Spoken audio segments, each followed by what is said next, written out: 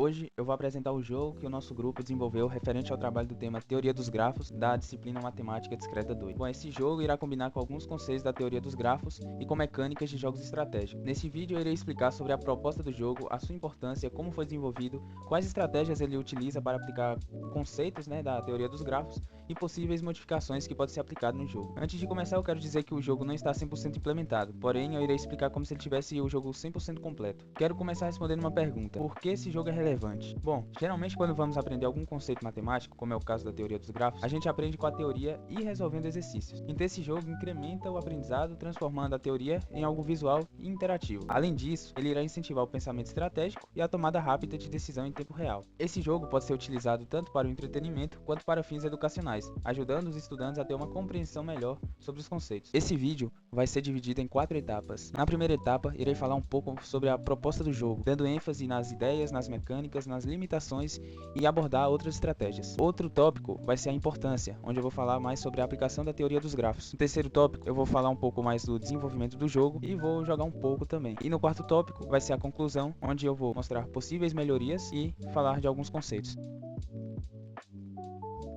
A proposta do jogo é basicamente unir alguns conceitos da teoria dos grafos, onde cada torre irá representar um vértice, e as conexões entre as torres iriam representar as arestas. O objetivo é conquistar todas as torres inimigas do mapa, atacando torres mais próximas e mais fracas, assim criando conexões estratégicas para fortalecer sua rede de torres. Por sua vez, as torres inimigas possuem sua própria lógica de ataque e defesa, podendo também formar conexões para se defender. Diferente de um jogo tradicional de Tower Defense, onde os inimigos seguem um caminho fixo, aqui a estratégia seria interligar as torres. Para o jogador atacar uma torre inimiga, ele seleciona qual torre que ele possui para poder lançar o ataque e logo depois seleciona a torre inimiga que quer atacar. Já as torres inimigas, que no caso são de dois tipos, amarelas e vermelhas, podem tanto atacar a torre do jogador quanto atacar entre si. Elas também podem criar conexões entre elas, ou seja, torres inimigas da mesma cor, para restaurar sua vida e fortalecer sua rede de torres. Apesar de que a lógica do ataque das torres inimigas sejam independentes, ela é bastante parecida com a lógica de ataque das torres do player, analisando as torres mais fracas, as mais próximas e também analisando a quantidade de conexões que a torre a ser atacada possui. Isso vai criar um modo de jogo dinâmico onde o jogador precisa equilibrar o ataque e a defesa. Para que o jogador não conecte todas as torres de maneira tão rápida e sem estratégia, seria adicionado algumas características que limitam o ataque, como por exemplo, peso nas arestas, que fariam ter custos na criação de arestas de uma torre para outra. O mesmo serviria também se a aresta tivesse já sido criada. Também teria um tempo mínimo de um ataque para o outro, que não seria um tempo tão grande para que o jogo não ficasse tão devagar, mas também não seria um tempo tão pequeno que seria insignificante. Isso serviria para ambas torres, ou seja, as inimigas e a torre do jogador. Além das estratégias já ditas de atacar torres mais fracas e mais próximas,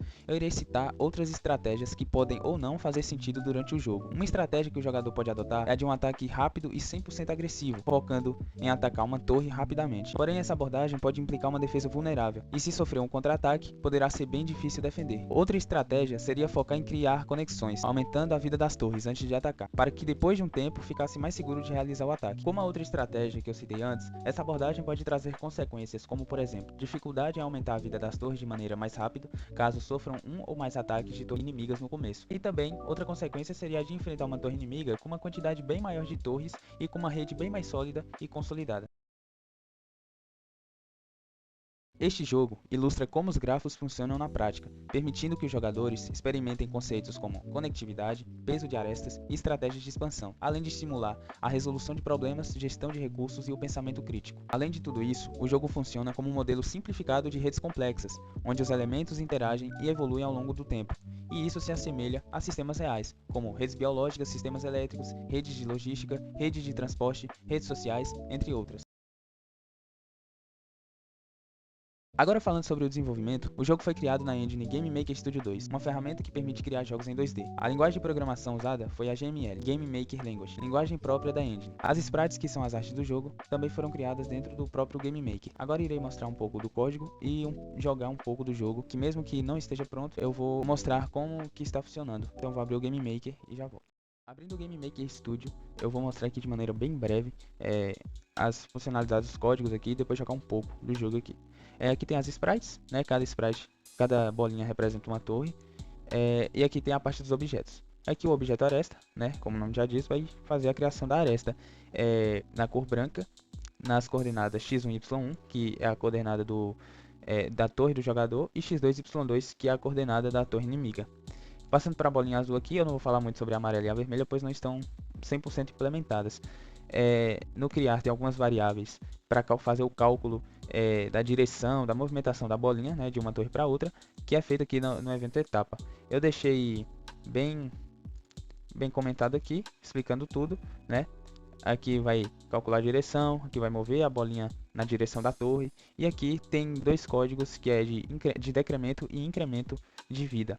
Esse aqui é basicamente se a bolinha, que é da cor azul, encostar em uma torre inimiga, vai decrementar -1 na vida da torre inimiga que foi atingida, né? E aqui vai mostrar uma mensagenzinha no terminal, só mostrando mesmo, só um debug, só mostrando a vida depois do impacto, né? E caso essa vida seja 0, né, menor ou igual a 0, a torre vai ser conquistada e a sprite da torre que foi atacada vai mudar para a sprite da torre do player. E logo depois eu chamei esse método aqui que vai destruir a bolinha depois do ataque.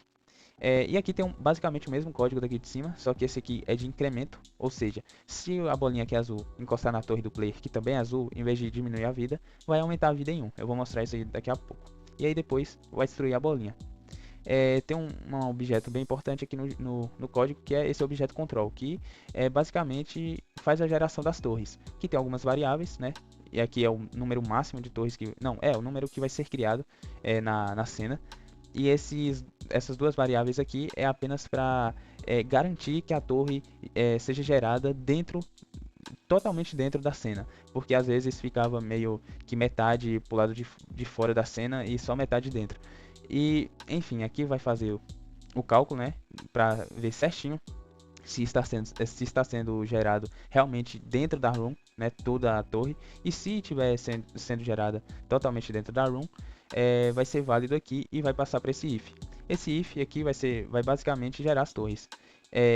Isso aqui, por exemplo, 2 maior que i. Esse i é aqui do for, ou seja, ele vai começar aqui em 0, ele vai fazer isso aqui, se for válido, vai vir para cá. 2 é maior que 0? Sim. Então, vai criar o objeto torre do player. E assim por diante. Depois que isso aqui for igual a 2, por exemplo, 2 não é maior que 2, então vai vir para o else e objeto torre inimiga. Que repare que eu não coloquei qual a cor que vai ser gerada, né? Só falei que vai ser gerado um objeto torre inimiga. Que eu vou explicar isso aqui agora, que é no evento criar aqui.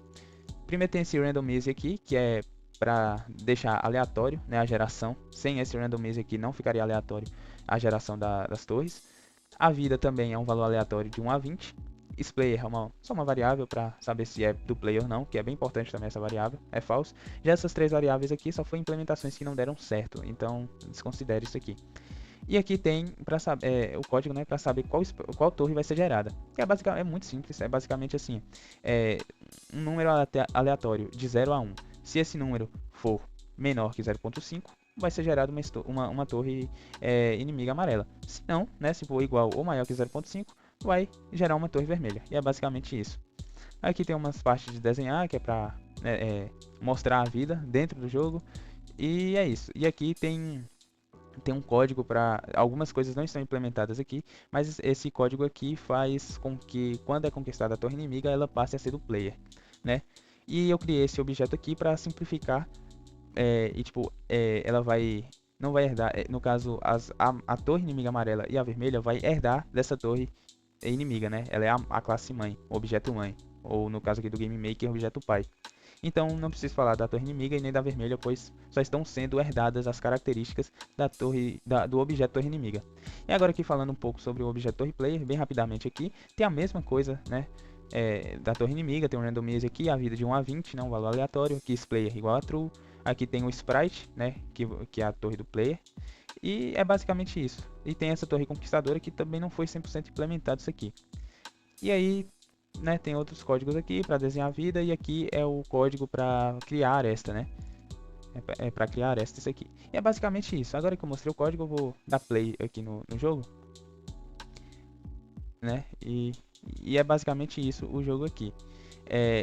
Ele é aleatório, né, a geração das torres. Por exemplo, aqui tem 3, 3, 2.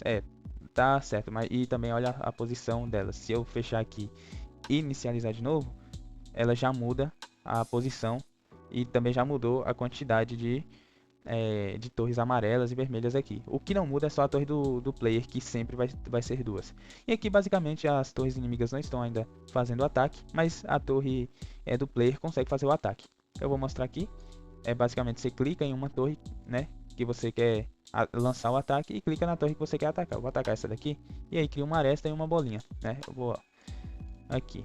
E aí depois quando chegar a 0 é conquistada a torre. E aqui embaixo aparece uma mensagenzinha. E aí a partir dessa torre eu posso fazer outros ataques, né? A outras torres aqui. E também você viu que quando eu cliquei na torre inimiga do jogador e cliquei em uma torre inimiga, ele decrementa a vida. Porém, se eu clicasse em uma torre aliada, né, do jogador e em outra aqui também serve e ó, vai aumentar a vida.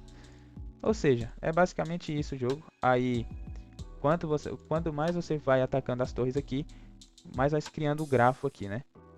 Às vezes dá alguns bugs que arestas não são geradas, mas aí é só atacar de novo, que aí as arestas são criadas. E é basicamente isso o jogo, né? Agora eu vou conquistar todas as torres aqui, só para mostrar.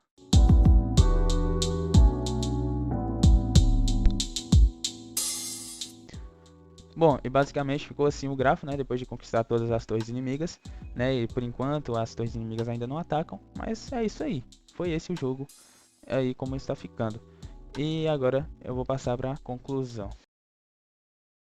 O jogo, além de poder implementar o ataque das torres e as características limitantes, também possui algumas possíveis melhorias, como adicionar diferentes tipos de torre com habilidades especiais, implementar níveis de dificuldade para a IA inimiga, um modo multiplayer onde 2 jogadores competem entre si, a habilidade de se formar alianças entre torres e de poder aumentar a vida automaticamente em um tempo determinado. Com isso, apresentamos os conceitos da teoria dos grafos mais presentes no jogo, sendo eles nós ou vértices e arestas representadas pelas torres e suas conexões, respectivamente, a árvore geradora mínima, que é representada pela ação do jogador em buscar criar uma árvore mais eficiente, minimizando custos e tendo um bom equilíbrio entre a defesa e o ataque. Lembrando que os grafos formados durante o jogo, ou seja, durante a partida, enquanto as torres estão atacando umas às outras, o jogo pode ter diferentes tipos de grafos, sendo ele simples, completo, árvore e grafo bipartido. Mas eles não podem ser um multigrafo, já que não possuem mais de uma aresta, por conta que são compartilhadas arestas, e também não pode ser um grafo direcionado, já que as arestas, como eu disse, são compartilhadas e podem fazer qualquer caminho. Quando eu digo que arestas são compartilhadas,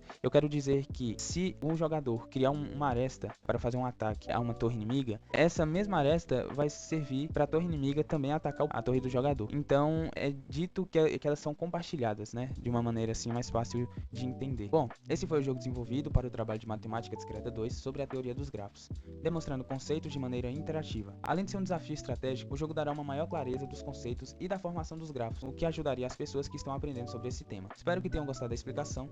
Obrigado por assistir e tchau.